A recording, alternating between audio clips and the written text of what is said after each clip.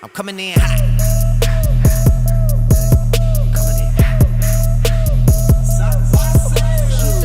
And we are back here at a shocking good time. My name is Hector Pino. We have some special guests here. We have Jeff Stamps and Kathryn Howard. We also have Jose Ibarra, our service manager here. Hey, hey. Yeah, so welcome, guys. I'm really excited to have you guys here. Just wanted to obviously bring you guys on and talk a little bit about Lee's Air. Lee's Air is a very well-respected company here in the Fresno area. I know you guys have multiple locations also. You guys are doing a lot of big things. And, we're excited and we are happy that we get to work with you guys, day in and day out. Our services to you guys, we try to operate at the highest capacity. I feel like you guys in the industry set the standard. And me and Jeff have talked about that a lot. When we first started, and so I'm excited. I'm excited you guys are here, and I'm excited to hear a little bit more about Lee's Air and your guys' story. Kathryn, can you just introduce yourself a little bit and tell me your roles? I'm really excited to be here too for a shocking good time. Yeah. Here with you gentlemen. My name is Kathryn Howard. I am the General Operations Manager and co-owner with my brother Tom of Lee's Air here. I started there as a call center representative, answering the phones way back when, and went into call center management, and then I was an HVAC service technician in the field, and then I was the HVAC service manager. And then I went into the field in HVAC sales, air conditioning sales, and then I was the sales manager, and then worked all my way up to here I am now as the general operations manager. Awesome. Like you said, we set the standard here. We're proudly serving from Sacramento through the South Valley. And we really love contracting, and we love doing it well, and we love the community we serve, and I think we have that in common with contractors like Electrical Power Source, and so this is exciting to be here today. Awesome, man. Yeah, as far as like the component of serving the customers and serving our community, I learned a lot from you guys, man. I learned a lot from Jeff and some of the others that have been able to just help mentor us as a company to, what sets us aside, or what sets us different from the other electrical contractors, and what it all comes down to is like serving the community, serving your people, like with passion though, not just providing a service, but to do it with love and compassion, man. And that's right. And that's huge. Jeff, can you introduce yourself a little bit? Sure. My name is Jeff Stamps, and I've been with the company for a long time. Actually, when I started, I was the 11th person hired, and now we're well over 200. So I've watched it grow from a small company to a large company with multiple locations, and even now as an employee owner as well. It's pretty amazing that one thing has never changed, Hector, from day one to now was people. We've had a reputation and a brand that we've maintained at a high level because we go to business like this. We're not in the air conditioning business. We're not in the plumbing business. We're not in the roofing business. We're not in the electrical business. We're in the people business. That's right. We just happen to be good at those other things. Yeah, man. Yeah. And when you have that attitude going into it, it's exciting to me. I know revenue is a big thing. Yeah. You gotta be able to pay the lights and keep things on. But what drives me is the adrenaline of that phone call coming in, and now it's time to go help somebody. Yeah. And it's exciting, and that's what gets me going every day. Yeah. You couldn't have said that any better, man. You couldn't have said that any better. Jose, a little bit about yourself, man. Introduce yourself to the group. Well, you guys probably already seen me, but I'm Jose. I'm the project and service manager here at Electrical Power Source, taking care of our residential division. Man, same thing as Jeff. I feel like we're in the people business. Man, day in and day out, we have conversations with people, and just getting to know people's lives. Just while we're on the job site, man, we talk about everything. I mean, we got a lot of things in common. Fresno's not a huge, place. I'm sure we know somebody that knows you, or two people removed max. So we can always find the common ground with people, and a way to connect and find commonalities between the community. And and it's great to be able to serve the Central Valley. Man, I thoroughly enjoy what we do, and helping people is definitely our top priority. I got a few things that I want to kind of ask you guys as a company. I know you guys more than our viewers would know. Probably people that are listening probably they've seen you guys' billboards. They're all over town. Your guys' trucks are very eye catching, and above all else, I think that man, the way that we work together is awesome. We both share the same kind of ideology of helping people and stuff. But overall, I know you've been in the business a long time, and when you see it evolve, the people when you bring them in, how do you do the training, or how do you kind of get them up to speed with your atmosphere and your environment and the kind of the culture that you want to create? Is that a question for me? Yeah. Yeah. Well, that's a great question. So I'm going to answer it this way. We do have people come and go, but for the most part, we, as an A-level company, we have a lot of talent that comes to visit us. So we're very spoiled and blessed in the fact that the talent in this small town wants to work for us. So we've systematically, position by position, and I think Kathryn will agree with me, have built a team that is really getting stuff done. We're here now, but this isn't where we're going to stay. Mm-hmm. We've built the groundworks now to go into become twice as big as we are now, and we're certainly going to do that. And we do that because we hire character, and we have our own school where we teach guys that are out of community college and out of the trade schools. We send them through our school to where that we can look at that character, and we can work on building some more specific skill sets to where when they go out there in the field in one of those trucks that are all over the place, that we're being represented correctly, because it's very important to me that we take care of people. So we have to, just as we have to have the right people out there in our trucks. And it's not easy. It's not easy finding it, but once you build a reputation as being a great company, people will come, and then you just do a good job of vetting. Right on. No, thank you for Can I sharing. add something to that too? I think that the way that we talked about our community and the way that we talked about taking care of people and taking care of our customers from the business owner's perspective, I take care of my employees. They're treated very, very well. They're paid well. They have good benefits. They drive safe vehicles, different things like that. And that when you have employees that are well respected, that are well trained, and you treat them just as good as you treat your customers, and you make sure that you're not providing excellent customer service at the expense of your employees, right? I think that's passed on For sure. to your customer, and our employees are treated very well. Taking care of our employees and their families is a responsibility that myself and my brother take very seriously, and we have for many, many years. And I think that kind of culture breeds a high-performance environment where our customers get the highest level of service because we have the highest caliber of employees, because that's what we've come to expect. You know what that creates also is, having all those fine attributes as a business owner, as a company. Everyone gets hung up on, oh man, where's the economy going to be at, and of the economy we're going to slow down, or whatever it might be. But and it does kind of happen. But having those characteristics as a company, as a business owner. You essentially just create your own economy, right? You don't have to worry. That's good. That's good. You don't have to really worry about, is work going to get slow? No, we're serving people, man. Absolutely not. In contracting, we have good days, we have bad days, we have challenging customers, and we have customers where everything goes really well. And part of our business is that we ourselves and our employees need to ride out that storm, right? You need to take the good with the bad. And so I think having a culture where you feel purposeful and appreciated every single day, and you're taken care of very well, it's easy to do that. It's easy for our customers to expect us to be there in the middle of the night because we have a team who takes care of that. Yeah, man. Yeah, I 100% agree with that, man. One thing that I've learned working with you guys, and one thing Jeff would always tell us is, man, you guys, you got to show up. You got to show up. You got to make it happen. You got to make it happen.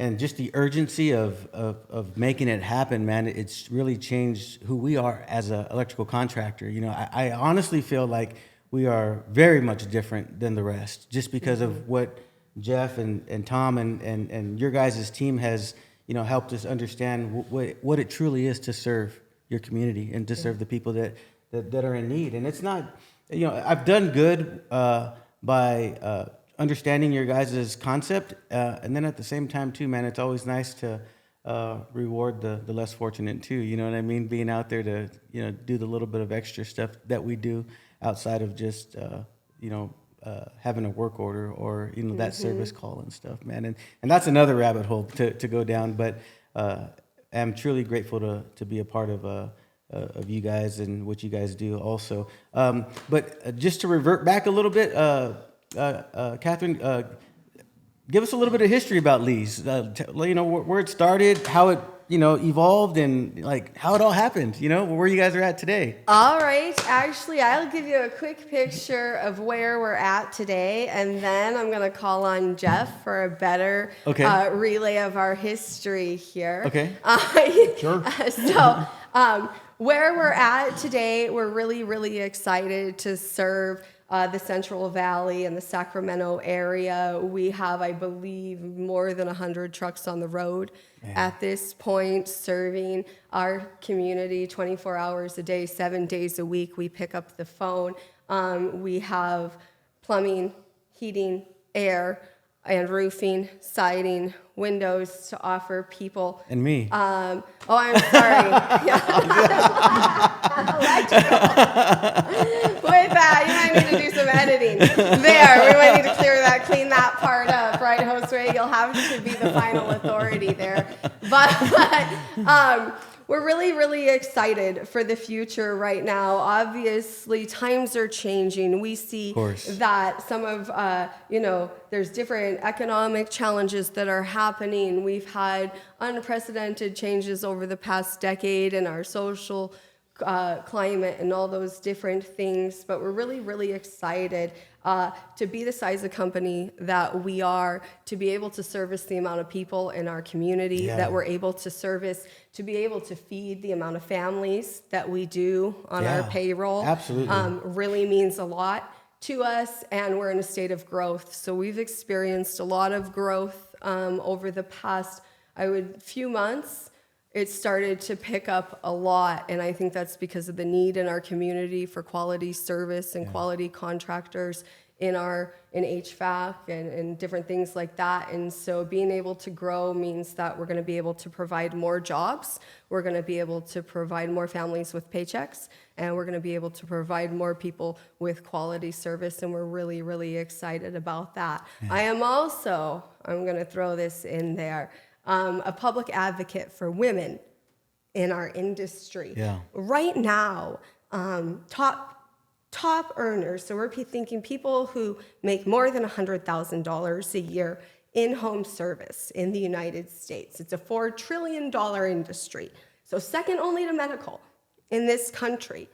It's a 97.3% wage gap, gender wage gap. So 97% of the people who make $100,000 or more in home service in the United States are men.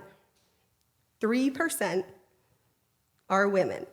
And we are really working really hard to raise the caliber of skill sets of women in our industry so that they can make more and also attract more quality women to the industry. Thank you for that.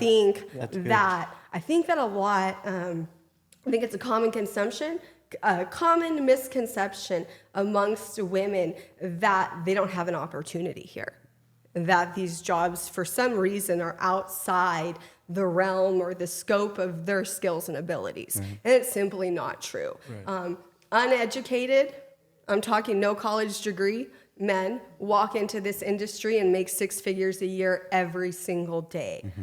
For some reason, a lot of women feel that their only options come down to like cosmetology, hospitality, or medical, but medical requires an education. So if you don't have an education and you're looking to earn a salary with good benefits and to have a good place to work and a stable career in an industry that's not going anywhere, Right. you can do it in the trades. That's and right. you can do it as a woman. That's right. And so I'm really, really excited that a company like Lee's has a woman in charge. Amen to that. Well said. That's awesome. Yeah, good Had to job. throw that in there. And I love your passion. I love your passion. Thank you. I see it in your You eyes. can see it. I get very Yeah. emotional when I Yeah, talk about yeah, it. yeah. I I like get very that. emotional whenever I talk about Yeah. anything, even in a room full of technicians. If I'm sure. emotional, I'll be crying, and they just, get through it with me. But I don't think that there's a doubt in not one single one of my employees' minds, my staff that works for me, and hopefully the customers that we serve, that we absolutely care.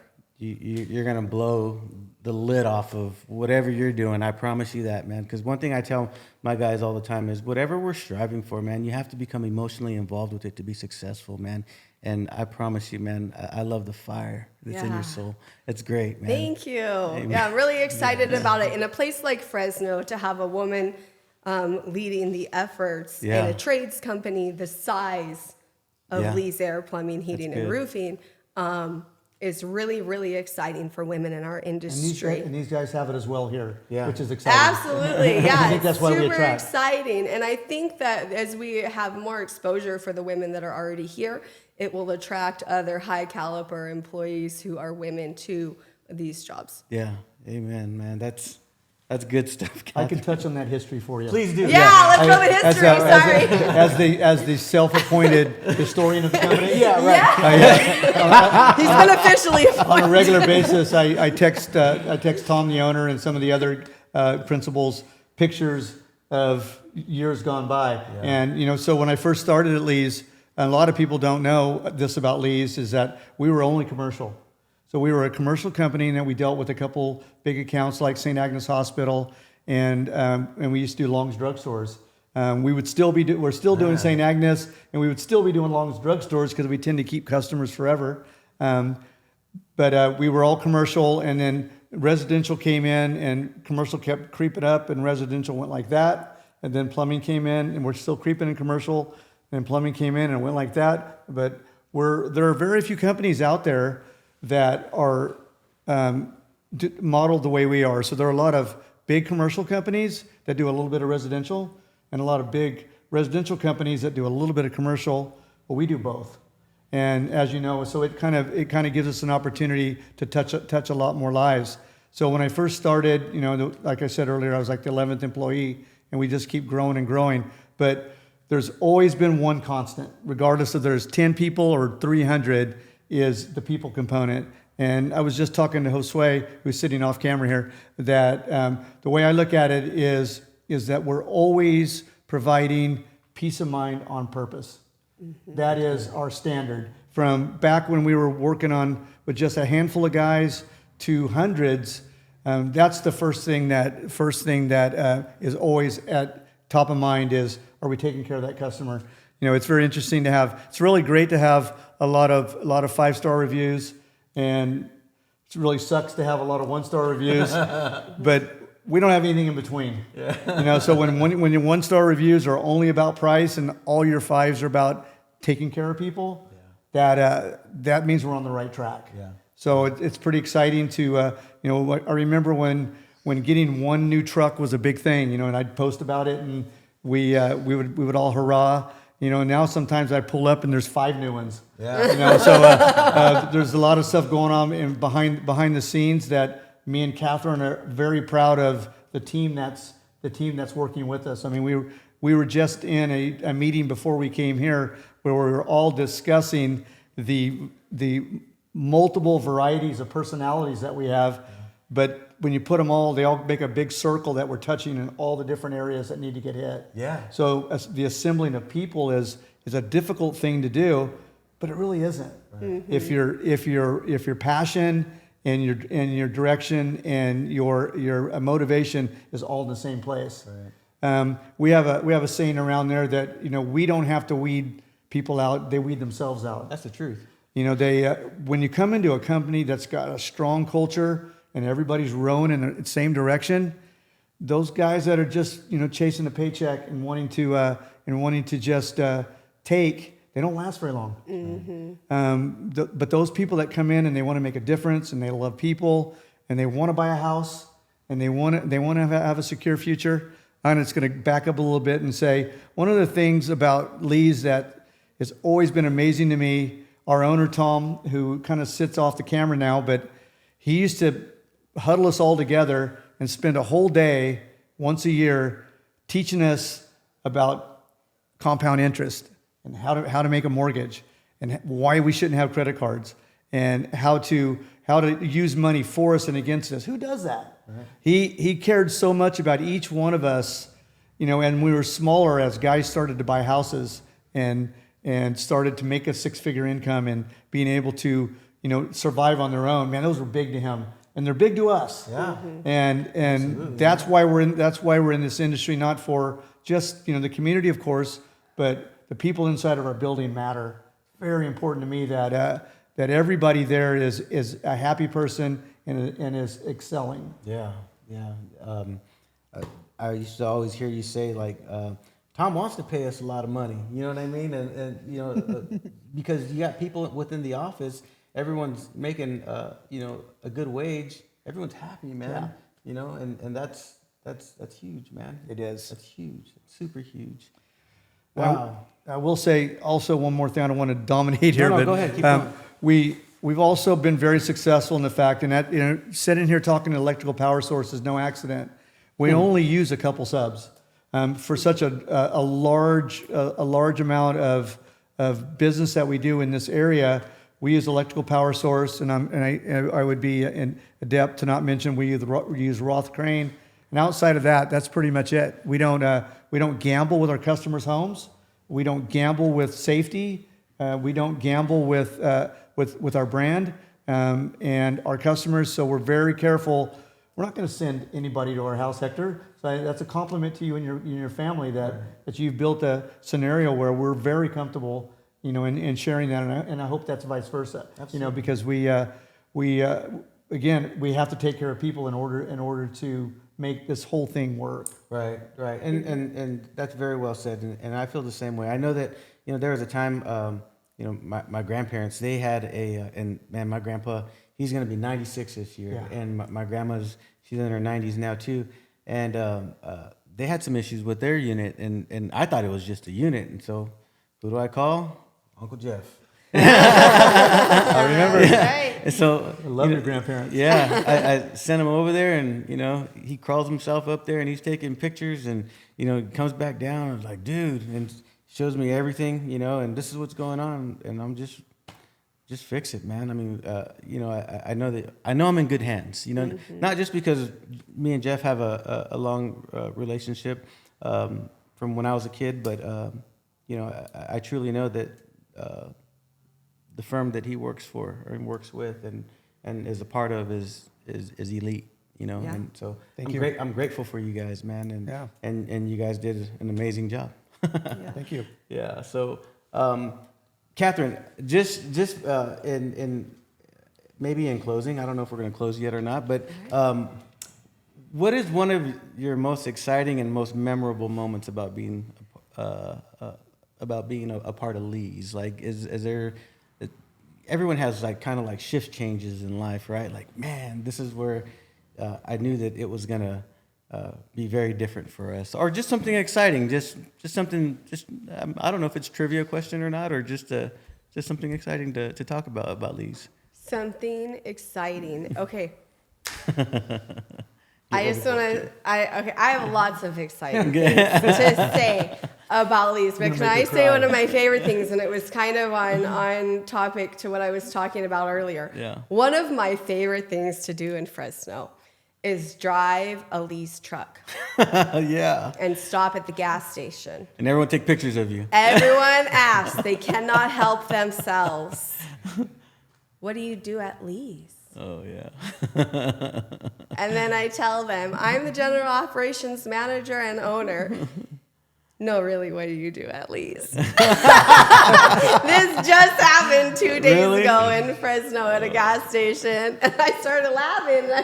That's really what I do at Lee's. And he started laughing and walked away. And that happens to me a lot. I think as a woman, you'll constantly be mistaken for the secretary and not the CEO. And I think we're going to change that. And I think that's my favorite thing about Lee's right now. Yeah, good stuff. I do want to touch on that because I feel like there's a big potential. I mean, it's huge. I mean, it's untapped market for women, I think.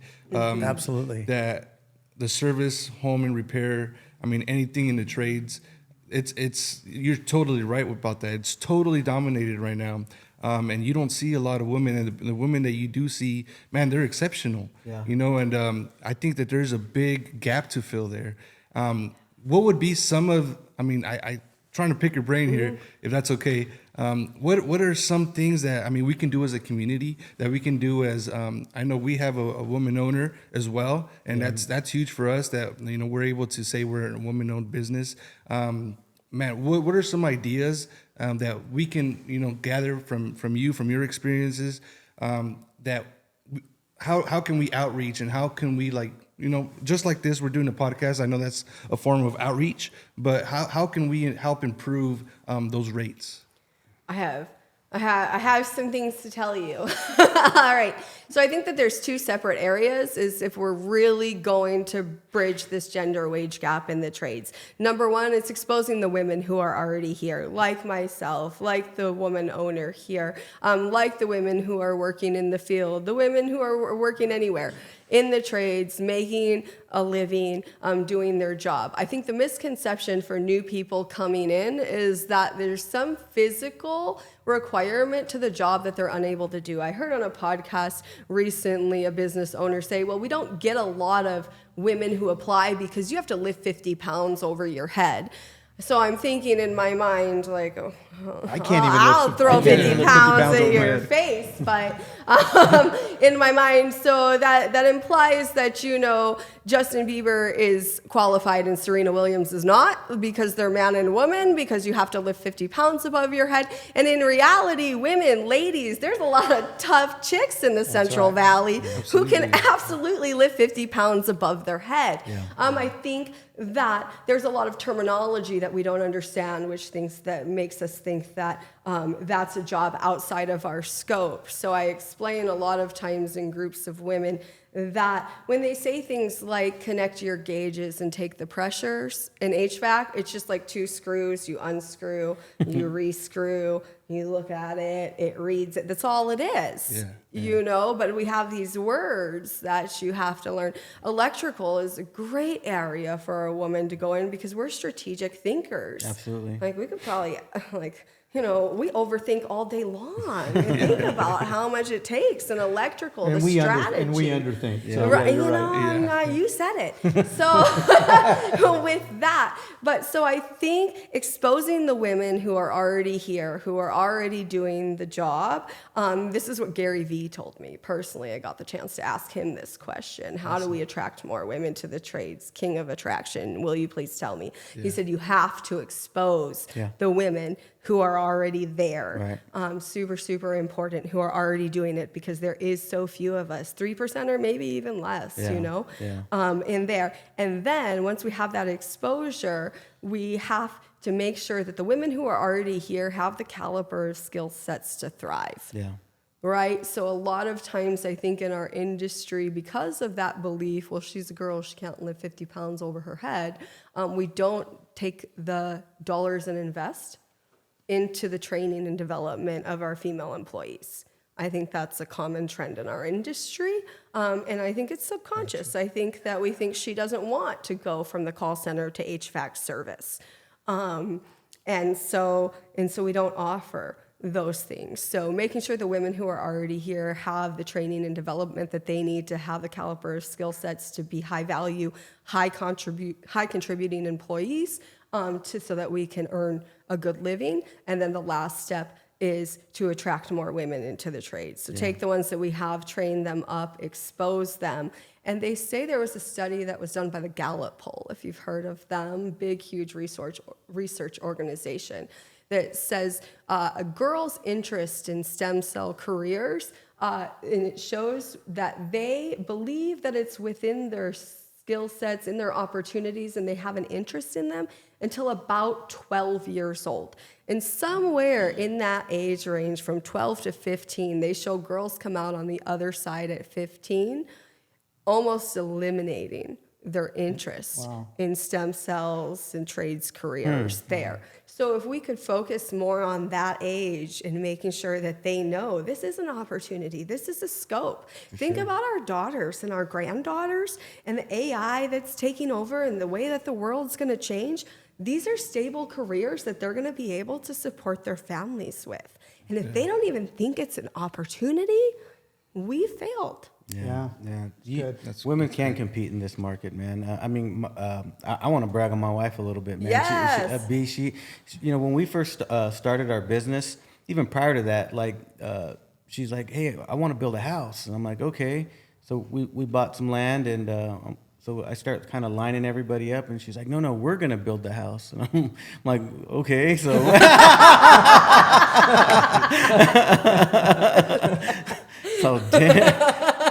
So guess what? We built the house. And she did some of the heavy lifting. I can remember times where, all right, I'm gonna go to work. I'm gonna load up the truck, put the trailer on, X, Y, and Z, and you're gonna go get the lumber. And so what I would do is just set it all up, and she'd drive the trailer down to the lumber yard and get it loaded up, and then drive it all the way back. And it's a story, right? And she was helping me swing the hammer. She was helping me do all that stuff, right? And then we ended up getting our contractor's license after that, our electrical contractor's license after that. And, it was little by little. And then she's like, well, I still want to do construction stuff as well. And this was years later. And I said, well, why don't you go get your General B license?